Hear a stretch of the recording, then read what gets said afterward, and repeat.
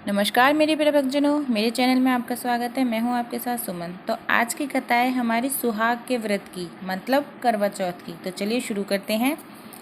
बहुत समय पहले की बात है। एक साहूकार के 7 बेटे और उनकी एक बहन करवा थी। सभी सातों भाई अपनी बहन से बहुत प्यार करते थे, यहाँ तक कि वे पहले उसे खाना खिलाते और बाद में स्वयं खाते थे।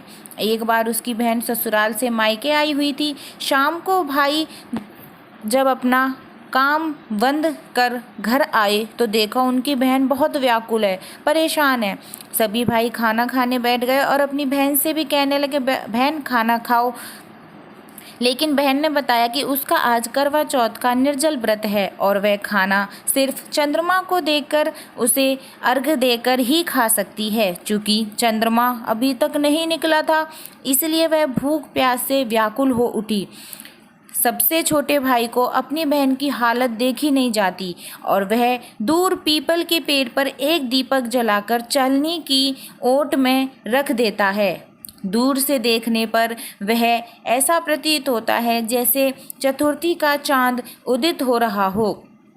इसके बाद भाई अपनी बहन को बताता है कि चांद निकल आया है, तुम उसे अर्घ देने के बाद भोजन ग्रहण कर सकती हो। बहन खुशी के मारे सीढ़ियों पर चढ़कर चांद को देखती है, उसे अर्घ देकर खाना खाने बैठती है। वह पहला टुकड़ा मुंह में डालती है तो उसे छींक आ जाती है। उसने कहा, छींक आना तो अपशगुन होता है, लेकिन भाइयों ने उसे समझाया कि ऐसा कुछ नहीं होता। उसने कहा, चलो ठीक है। दूसरा टुकड़ा डालती है तो उसमें बाल निकल आता है और जैसे ही तीसरा टुकड़ा मुंह में डालने की कोशिश करती है तो उसके पति की मृत्यु का समाचार उसे मिलता है। यह सुनकर वह रोने लगती है, वह बौखला जाती है। उसकी भाभी उसे सच्चाई से अवगत कराती है कि उसके साथ ऐसा क्यों हुआ। करवा चौथ का व्रत गलत तरीके से टूटने के कारण देवता उससे नाराज हो गए हैं और उन्होंने ऐसा किया है।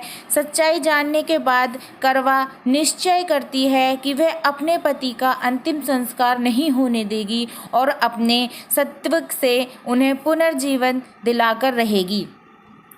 वह पूरे 1 साल तक अपने पति के शव के पास बैठी रहती है, उसकी देखभाल करती है। उसके ऊपर उगने वाली सुईनुमा घास को वह एकत्रित करती रह जाती है। 1 साल बाद फिर करवा चौथ का दिन आता है। उसकी सभी भाभियां करवा चौथ का व्रत रखती हैं। जब भाभियां उससे आशीर्वाद लेने आती हैं तो वह प्रत्येक